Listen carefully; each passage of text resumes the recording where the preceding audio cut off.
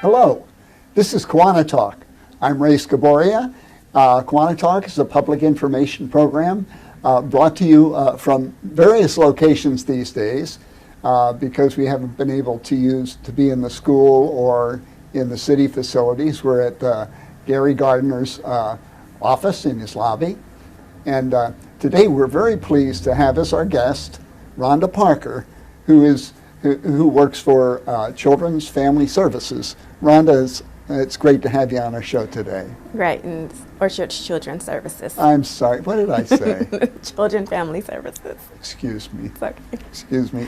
It's an age thing. No worries. What I'd like to start with a little bit is, can you give us a little of your own background? Maybe where you went to school and or college, and what ultimately brought you to Orchard's Family Services. So I grew up in the city of Detroit, born and raised, graduated from Mumford High School. As far as college, I graduated from Central Michigan University. Been in nonprofit all my life, started with Head Start, early Head Start, working with the senior population, which brought me back to working with children and how I became affiliated with Orchard's Children's Services. Now, you did a talk at our Kiwanis Club meeting, our regular meeting, about 3 or 4 weeks ago, 5 weeks ago? Yes. And is that something that is part of your responsibility, going out to talk about and explain orchards to others?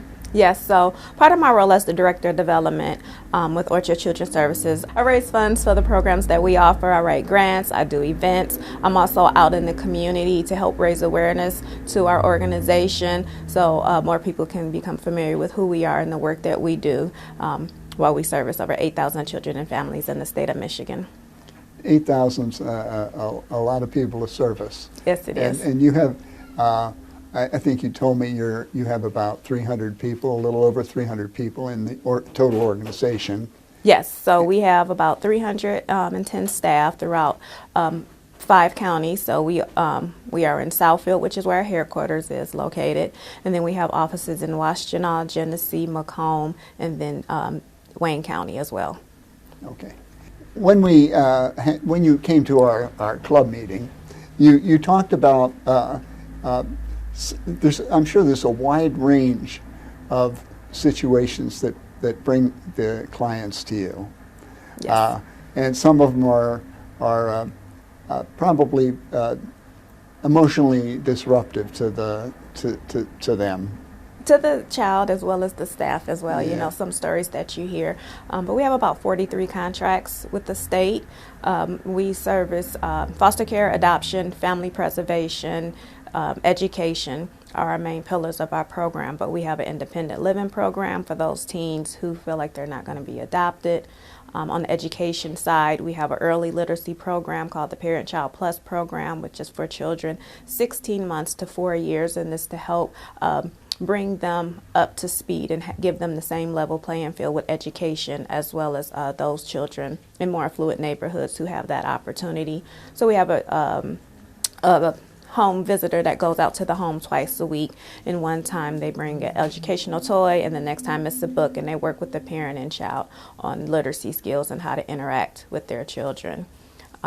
So it's just making sure that children, because we found that children who don't have the opportunity to attend daycare or preschool in their home a lot, they don't have vocabulary and they're behind about 20,000 words behind like other children who have those opportunities. So that one is literacy based. I see. The program, for foster care is where children are removed from their homes for whatever reason. Abuse or neglect are the main reasons why. And so then we have foster parents, and that's where our largest program lies, is with the foster care. I want to ask you a question. What do you find is the age distribution of your children as clients? Is it the whole range from? It's the whole range from infancy to 18? Teenager. Mm-hmm. Yeah, and I'm sure that some of the toughest ones are the ones that are close to 18. Some of the yes. Because they've been exposed to this abuse or neglect for probably a while before it was reported before or they you- were able to be removed. Yeah. And then they're also the hardest to place because most people, when they're interested in adopting, if the parents' rights are removed, then they're the ones that are usually not adopted because, again, most people looking to adopt want the younger child, usually under 8.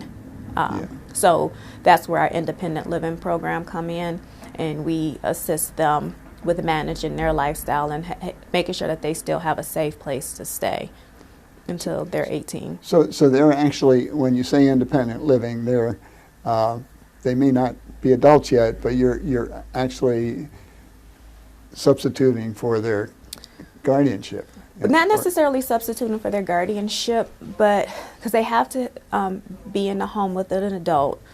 But it can be maybe a friend is letting them stay there, Okay. or a family friend, but they don't want to take on that responsibility of being their guardian. So they're still kind of like a ward of the state, but they'll get that stipend or whatever it is to care, and we're making sure that they have, the items that they need to sustain and be sufficient. And there's times where, we can get a call at 12 o'clock in the morning, maybe something happened and they got put out, and we're finding them a safe place. It might be the hotel for the night because shelters are closed. It's finding like a teen shelter or some But you type have of safe someone to location. answer the phone. But we have someone that will answer the phone And then make arrangements. and make arrangements to Yeah. make sure that that child is safe.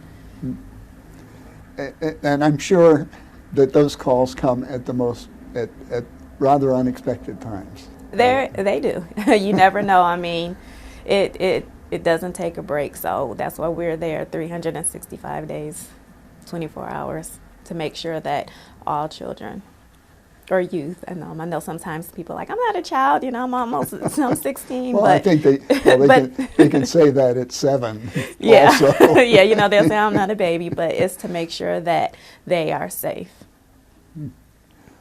So tell me a little bit about you said you're involved in fundraising programs Yes. for orchards.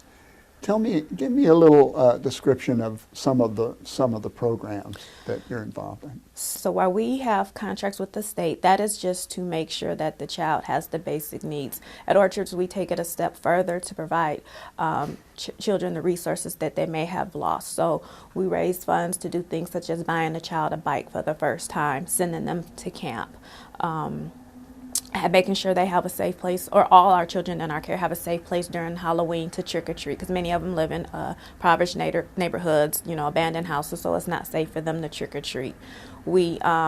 Our biggest thing that we do is our campaign that's going on now. It's our holiday campaign, where we currently have over 110 families adopted, which means the whole family will receive gifts from that donor. And then we also raise funds to supplement and make sure each child in our care have, or the majority of our children, because 8,000 is a large number, but we usually provide about toys to over 1,500 children during the holiday. So they'll get, toys so they can have something to open up. So for us in my department, it's making sure that we maintain or restore that childhood that they may have lost through no fault of their own. And then another part that I fundraise for is for our education programs, which I talked a little bit about, the Parent Child Plus program, but we also have a Promise Scholarship program. Many people don't know that when kids are in foster care, their college applications are turned away because they don't have a parent or guardian to sign for them. So we can sign for them, and we help them fill out whatever financial aid, scholarships, or anything that they may qualify for. But we raise funds. It's all strictly donor-based, where we can help send them to college. They may have a scholarship, but it may just be that they need room and board. So we're covering their room and board, or their books, or they might need a computer, or sometimes it's just that little necessity. I know it's COVID, but it might be simple just to participate in those college activities, go to movies and do things with their friends. So those are some of the major things that we raise funds for, to give them the same opportunity that a lot of us had. Help them to have a little bit more normal life. Normalcy, basically. yes. Yeah. Bring normalcy And that's, to their that's life. That's probably what they crave more than anything else. It's normalcy, Yeah, yes. it's normalcy. Yes. So, we give away coats. We also fundraise so we can have a clothing corner.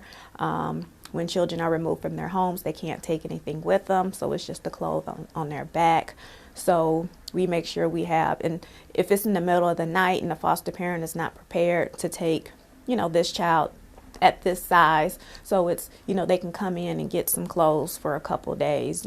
We set it up like a store, and a child can come in, if they're old enough to come and pick out clothes. If not, the worker comes. We also do backpacks for school. So we provide them with backpacks and all the school supplies they need to go to school.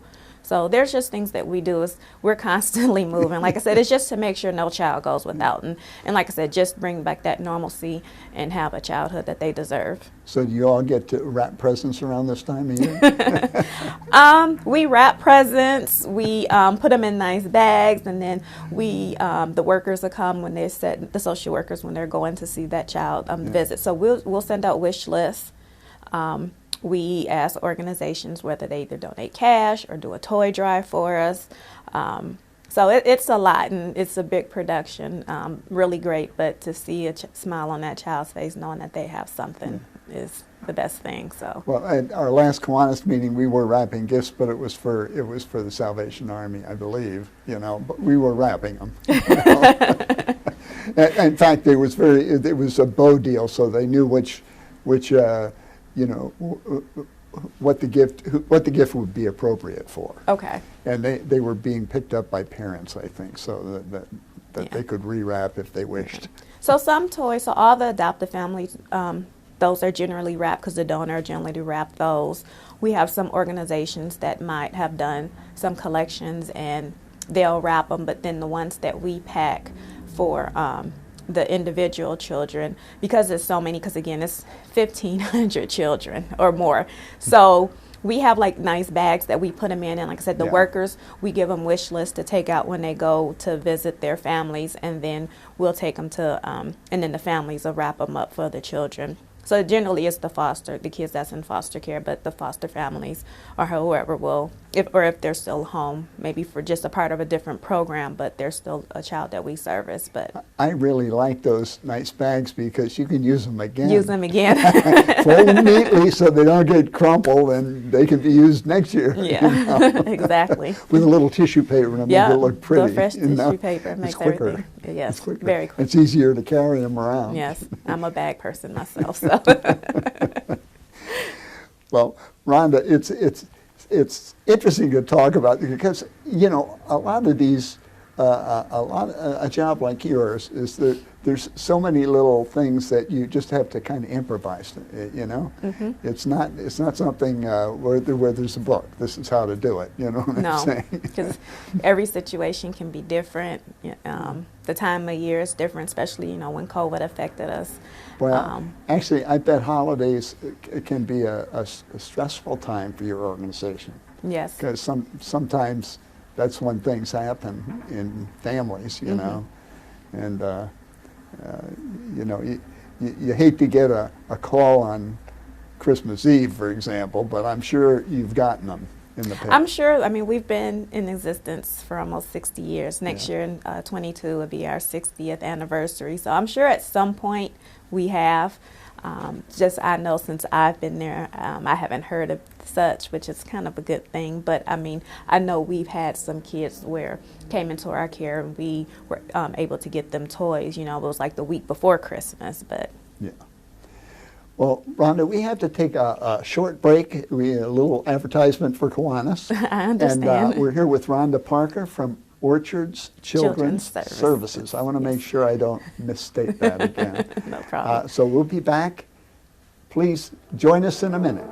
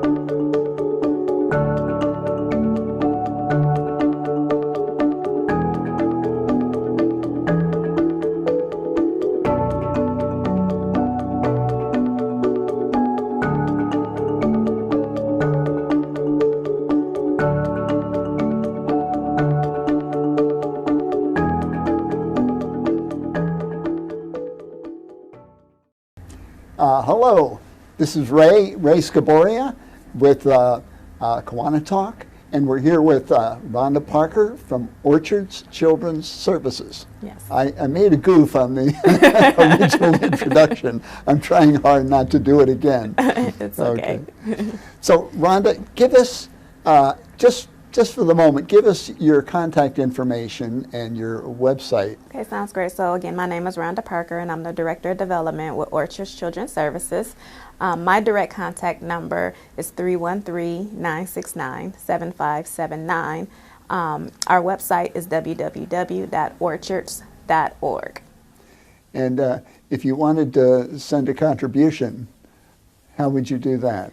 They can go to our website, again, www.orchards.org, and at the top there's a bright yellow button that says donate, and they can click there and it'll take them right to the donate page. Okay. Or they can give me a call if they, prefer to do things. I know some people like to do it through mail. I can direct them on how to do that, or just, to mail it in. And some of us are older folks. We're still writing checks, right, and mailing them, Yeah, so and that's what I said. If I can direct you how to mail it in as well, okay, to get the form, or send it in the attention to. So well, it's very simple. with providing 1,500 gifts at Christmas, or gifts to 1,500 children. Yes, at Christmas. That's a pretty big task. It is huge task. Yeah, and of course we talked about the bags rather than wrapping, because that's a little easier when you're handling all those gifts. Yes, because sometimes it could be a family of 5, it could be a family of 6. Just depending on the number of kids that's in the household. So it makes it easier just to put things in the bag, and then once the family receives it, if they decide to wrap it, if not, they're still in a nice Christmas bag.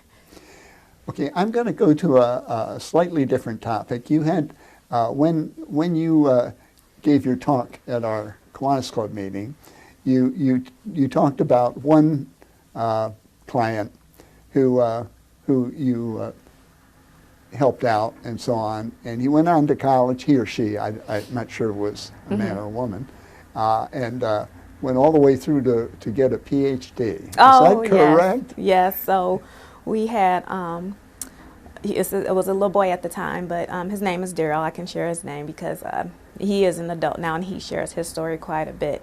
But he came into the system probably around 3 or 4 years old. Him and his siblings have been in and out due to problems in the home, and eventually when he went back full time with his mother, and he was graduating high school, and he was just excited about being able to become a manager at McDonald's, because the counselor had been involved with Orchards as well, because he was had been in our care. He reached out to see what we can do to help him, because he saw a brighter future, for him.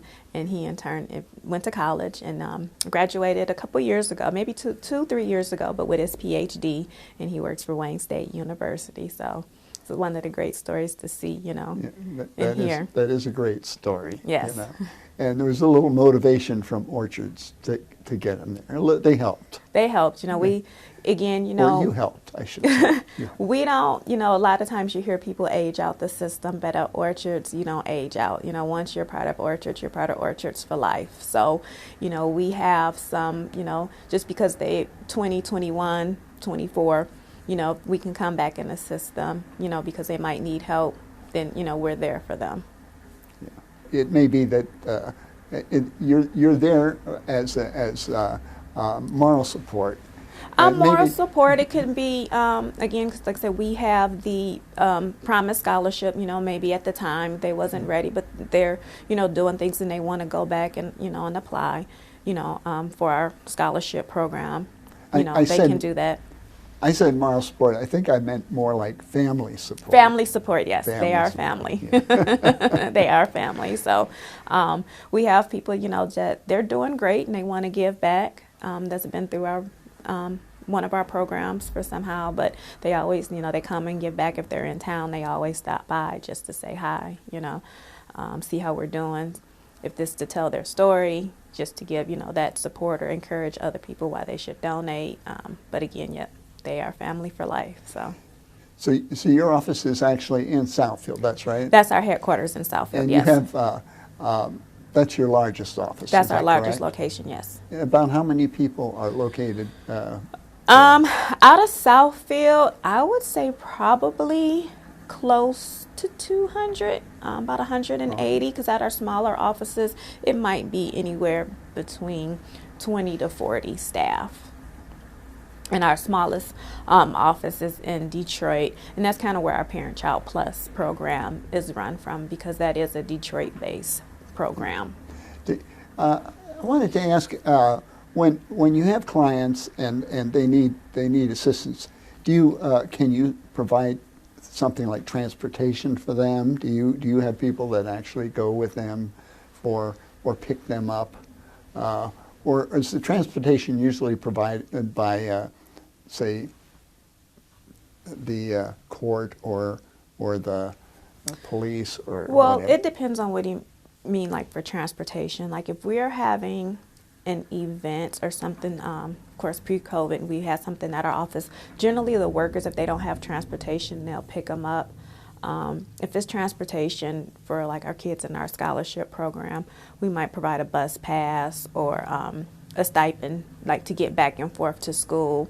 But generally, if the parents have, if they're coming for a visit, because we also have visitation facilities in our location for the parents that still have visitation rights, where the foster care family will bring them, or either the social worker that's working with the family will pick the children up, bring them to our office, and the parents will visit. But it's the parents' responsibility to get to the office for the visitation, and then if the worker picked the child up, then they'll take them back home. So usually it would be the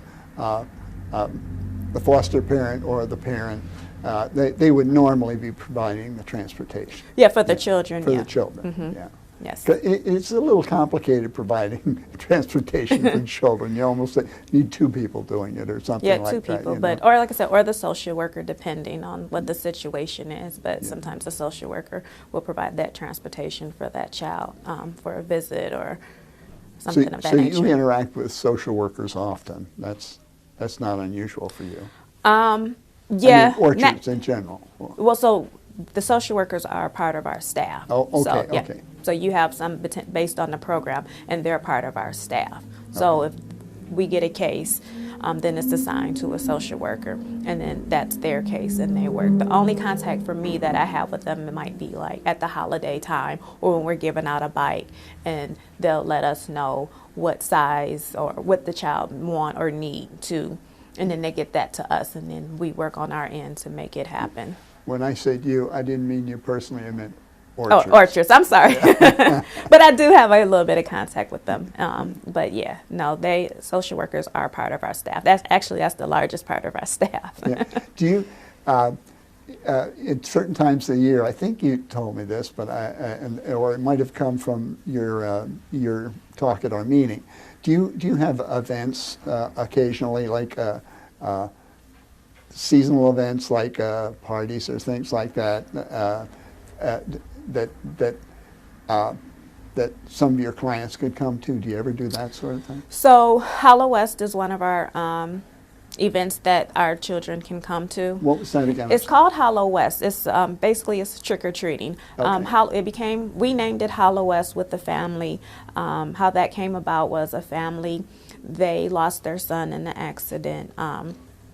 And his name was West, and his favorite holiday was Halloween. Yeah. So to honor his memory, they picked orchards, and they helped provide a safe place for Halloween for children and families to come. So this year we were able to put it back on, and we did it trunk or treat, where it was outside to be safe. Yeah. So we had about 200 children and families attend that's that event, and about 55 volunteers that came with their cars That's to nice. trick or treat. That's very nice.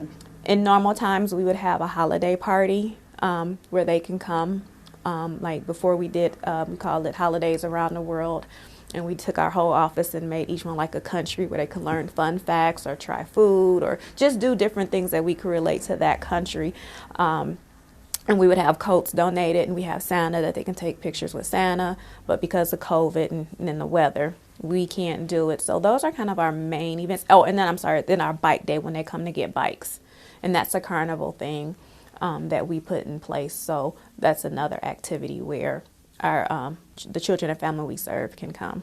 That's a bike's an important thing for a child of a certain age. You know, I don't know, maybe 7's a little young. Well, we give them from infant or 1 year old all the way up to 18 years old. Because sometimes a bike could be their transportation as a teenager to get back and forth to work, maybe to get across campus to school, and some, you know, it's just their means of transportation. But we'll give them as little as a tricycle all the way up to 18. A lock too? A lock, a helmet. They learn safety rules of the road, bells and lights to put on their bike, so they get the whole nine. I've got a Schwinn. It's an old conventional coaster brake, you know, and I think I bought it 30 years ago, maybe 35 years ago. So you have a classic. It still runs great. I still ride it. Yeah, a classic. So, Rhonda, it's so nice to have you here today, and the work we can see that you're really into your job. Yes, I am. You love your job. I love it. and it helps so many young people that need the help. Yes. You know. So many, like I said, just get put into an unfortunate situation, and we do our best to make it better. Let's just say and it's going to go on the screen also, but let's just say the contact information again. So 313-969-7579, and our website is www.orchards.org. Okay, and that'll be on the screen so people can get that. And by the way, you know our show is going to be on Vimeo and YouTube. Okay. So if you like the show, you can make a tie to it, or what do they call that?